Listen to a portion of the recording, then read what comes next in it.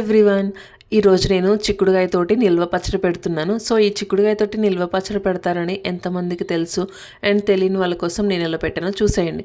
First ఇక్కడ నేను 1/2 kg వరకు చిక్కుడుగాయలు తీసుకొని మంచిగా క్లీన్ చేసుకొని పొడి క్లాత్లో ఇలా తడి లేకుండా ఆరబెట్టుకోవాలి. ఆ తర్వాత 20 grams వరకు చింతపండు తీసుకొని వేడి నీటిలో నానబెట్టుకోవాలి. ఆ తర్వాత పూర్తిగా ఆరిపోయిన చిక్కుడుగాయలని లైట్గా ఇలా తొడిమలు తీసుకోవాలి. తొడిమలు మొత్తం తీసేసుకున్న తర్వాత ఇప్పుడు ఆవపిండి కోసం 2 tablespoons వరకు ఆవాలు వేయించుకోవాలి. ఇవి కొంచెం వేగిన తర్వాత 1 tablespoon వరకు మెంతులు కూడా వేసుకొని మంచిగా ఫ్రై చేసుకొని మిక్సీ పట్టుకొని పక్కన పెట్టుకోవాలి. ఆ తర్వాత చిక్కుడుగాయలు ఫ్రై చేయడం కోసం 250 grams వరకు ఆయిల్ తీసుకొని ఇలా ఫ్రై చేసుకోవాలి. కొంతమంది చాలా లైట్గా ఫ్రై చేస్తారు వీటిని, మేమైతే కొంచెం ఎక్కువగానే ఫ్రై చేస్తాము.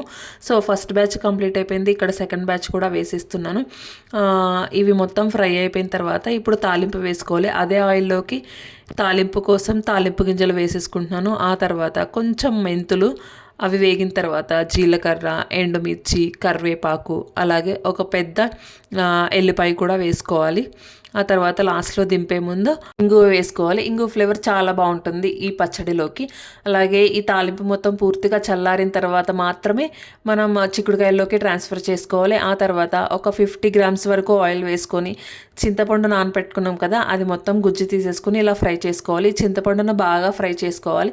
ఇది కూడా ఫ్రై చేసుకొని పూర్తిగా ఆరిపోయిన తర్వాత చిక్కుడుకాయల్లోకి ట్రాన్స్ఫర్ చేసుకోవాలి. ఆ తర్వాత 80 grams వరకు కారం, అలాగే 60 grams వరకు సాల్ట్, అలాగే కొంచెం పసుపు, అలాగే ఆల్రెడీ మనం మిక్సీ పట్టుకున్న మెంతులు, ఆవపిండి కూడా వేసేసుకొని మంచిగా మిక్స్ చేసుకోవాలన్నమాట.